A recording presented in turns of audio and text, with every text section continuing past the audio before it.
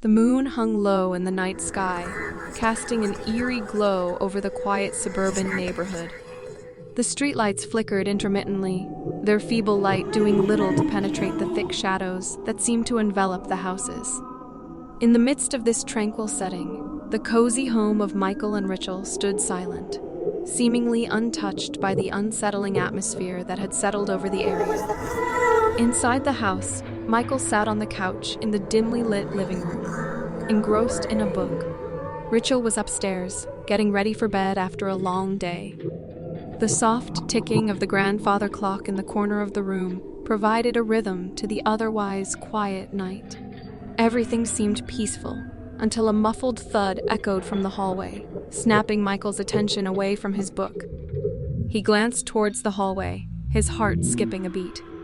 The house was old, and he had grown used to its occasional creaks and groans. But this thud was different, heavier, almost deliberate. A shiver ran down his spine, and he called out, "Rachel, is that you?" No response came, only an unsettling silence that seemed to stretch on for an eternity. The air felt heavy, charged with an inexplicable tension. Michael's mind raced as he debated whether he should investigate or dismiss the noise as a product of his imagination. With cautious steps, he got up from the couch and moved towards the hallway. His footsteps seemed to echo loudly in the stillness, and his every breath felt amplified. As he reached the hallway, he glanced towards the stairs, his pulse quickening when he realized that the thud had come from upstairs. "Rachel?" he called out again, his voice quivering slightly. A soft creak answered him, and his heart leaped to his throat. The staircase was barely illuminated by a sliver of moonlight filtering through the window. Michael took a deep breath, his mind racing through a dozen possibilities. Maybe Rachel had dropped something, or perhaps the old house was just settling. Gathering his resolve, he began to ascend the stairs. Each step felt like an eternity, the creaking of the wooden staircase adding to the tension that gripped him. The thud replayed in his mind, growing louder and more ominous with every beat of his heart. Reaching the top of the stairs, Michael hesitated for a moment before heading towards the bedroom he shared with Rachel. The door was slightly ajar, and a soft glow spilled out from within. He pushed the door open, his breath catching in his throat at the sight that met his eyes. The room was in disarray, as if a storm had swept through. Drawers were open, clothes scattered across the floor, and the mattress had been overturned. Panic surged within him, and he rushed further into the room, his eyes frantically searching for any sign of Rachel. "Rachel!" he called out, his voice tinged with desperation. There was no response, only the deafening silence that seemed to close in around him. His heart pounded in his chest as he scanned the room, his mind racing. And then his eyes fell on the open window. A chill ran down his spine as he realized that the window, which had been securely closed earlier, was now wide open. The realization hit him like a punch to the gut. Someone had been in their home, someone who didn't belong. Without another thought, Michael raced back downstairs, his pulse racing as he grabbed his phone from the coffee table. He dialed 911, his fingers trembling as he explained the situation to the dispatcher. His voice cracked as he tried to convey the fear and urgency that gripped him. As he hung up, he felt a mixture of helplessness and anger. He needed to find Rachel, to ensure her safety. The idea of someone having entered their home, invading their privacy, sent a surge of protectiveness coursing through him. He began to search the house, every corner, every room, his heart pounding in his chest with every step. The minutes ticked by agonizingly slow as he moved through the darkness, his fear fueling his determination. But there was no sign of Rachel, no trace of the person or persons who had intruded into their lives. Finally, the wails of sirens pierced the night, growing steadily louder until the flashing lights of police cars illuminated the street. Officers rushed into the house, their presence bringing a small measure of relief to Michael's frayed nerves. He explained what had happened, his voice trembling as he recounted the unsettling events of the night. The police conducted a thorough search of the house, examining the scene for any clues that might lead to Richel's whereabouts or the identity of the intruders. But as the minutes turned into hours, hope began to wane. It was as if the darkness had swallowed Richel whole, leaving behind only a trail of fear and confusion. As the night stretched on, the officers assured Michael that they would continue their efforts to locate Richel and identify the culprits. Michael sat in the living room, his mind a whirlwind of emotions. Fear, anger, and an overwhelming sense of helplessness warred within him. Days turned into weeks, and the search for Richel yielded no results. The investigation seemed to hit a dead end, leaving Michael with more questions than answers. The unease that had settled over the neighborhood intensified, neighbors locking their doors and windows, afraid that the same fate could befall them. Michael refused to give up. He dedicated himself to finding his wife, relentlessly seeking any leads that might help unravel the mystery. He scoured the internet, talked to neighbors, and worked with the police to piece together a timeline of events leading up to that fateful night. Then, a breakthrough came in the form of surveillance footage from a nearby store. The grainy footage showed a group of individuals loitering near Michael and Richel's house on the night of the intrusion. Their faces were partially obscured by shadows, but one figure seemed familiar to Michael, a man named Steve who had lived a few houses down. The discovery sent a surge of determination coursing through Michael. He had seen Steve around the neighborhood before, but they had never spoken. Something about Steve had always seemed off, but Michael had never suspected him to be capable of such a sinister act. Armed with this new information, Michael shared it with the police. They conducted a thorough investigation into Steve's background and connections. What they uncovered sent shockwaves through the community. Steve had a history of run-ins with the law, a web of questionable associates, and a reputation for being unpredictable. The pieces began to fall into place. The suspicion surrounding Steve grew, and with each passing day, Michael felt himself drawing closer to the truth. He couldn't shake the feeling that Steve and his associates were responsible for Richel's disappearance, that they held the key to unraveling the mystery that had torn his life apart. One evening, as Michael sat alone in his living room, his thoughts consumed by the search for Richel, he heard a soft rustling sound coming from the direction of the front door. His heart skipped a beat, and he tensed, his every instinct urging him to be cautious. With slow and deliberate movements, he got up from the couch and moved towards the door. His pulse quickened as he reached for the doorknob, his breath caught in his throat. He opened the door slightly, his eyes narrowing as he peered into the darkness. The porch light cast a dim glow, revealing the figure of a man standing there. It was Steve, his eyes meeting Michael's with an unsettling mixture of intensity and detachment. "Michael."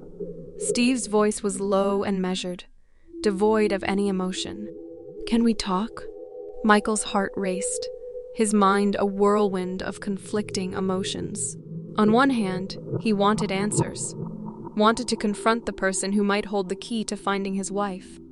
On the other hand, fear gnawed at him, a reminder of the darkness that had invaded his home. He hesitated, his grip on the door tightening. "What do you want?" Steve's gaze remained fixed on Michael, unwavering. "I know you're looking for her.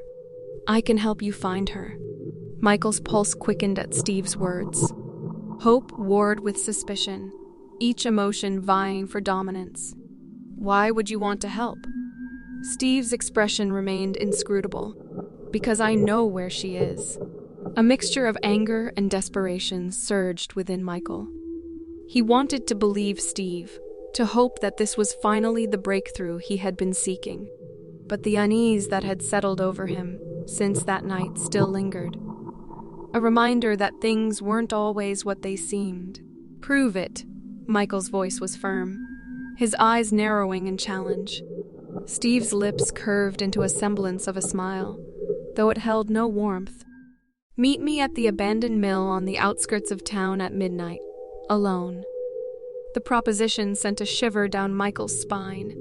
The abandoned mill was known to be a place of eerie legends and unsettling stories. It was a place where shadows seemed to dance, and whispers of past tragedies clung to the air like a haunting melody. "Why there?" Michael's voice wavered slightly, his gaze never leaving Steve. Steve's eyes seemed to pierce through Michael, a knowing glint in their depths. "Because that's where the truth lies, Michael. The choice is yours." With those cryptic words, Steve turned and walked away, disappearing into the night. Michael was left standing at the threshold, his mind a whirlwind of conflicting thoughts. He knew the risks, the danger of going to such a place alone, of trusting someone who had once invaded his home. Yet the promise of answers, the chance to find Rachel, was a temptation he couldn't resist. He knew that the path ahead was uncertain, filled with darkness and uncertainty, but he also knew that he couldn't continue living in the shadows of the past. The hours leading up to midnight were agonizing, each tick of the clock a reminder of the choice he had to make. As the appointed hour approached, Michael found himself standing outside the abandoned mill, its decaying structure looming in the moonlight like a specter of forgotten times. The air was heavy with anticipation as he stepped inside, his footsteps echoing in the empty space. The sound seemed to stretch, as if the walls themselves were whispering secrets from the past. He moved deeper into the mill, the darkness engulfing him like a shroud. And then, a figure emerged from the shadows, a man named Shane, another one of the individuals associated with Steve. His expression was unreadable, his eyes fixed on Michael. "You came." Shane's voice was as detached as Steve's had been. "I want answers." Michael's voice was steady, his resolve unwavering. Shane nodded slowly. "We've been watching you, Michael. We knew you were looking for her. Where is she?" Michael's voice cracked, a mixture of desperation and anger. Shane's gaze bore into Michael's, a sense of weightiness in his words. "She's safe for now. But you have to understand, there are things you don't know. Things that go deeper than you realize." As Shane spoke, Tori and Stacy, two more of the group, emerged from the shadows, their faces a mix of uncertainty and something that looked eerily close to regret. "The night we broke into your house," Stacy's voice trembled. "It wasn't what it seemed. We weren't there to harm anyone." Trish, the final member of the group, stepped forward, her expression haunted. "We were searching for something that could undo the darkness that's haunted us for years." The revelations hit Michael like a tidal wave, his mind struggling to process the information. These individuals, who had once seemed like faceless intruders, were now revealing a different side of the story.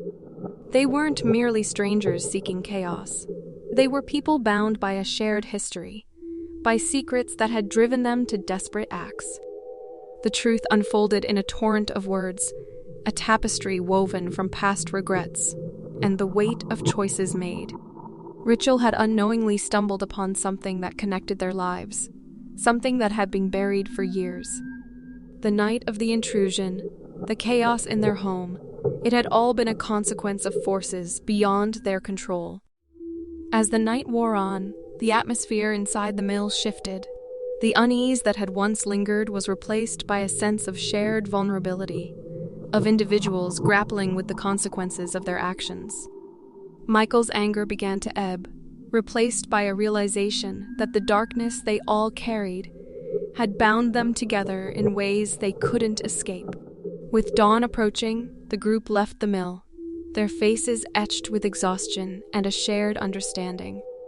As they parted ways, Michael felt a mixture of emotions, the weight of his own journey, the haunting revelations, and the hope that maybe, just maybe, they could find a way to untangle the threads of their pasts.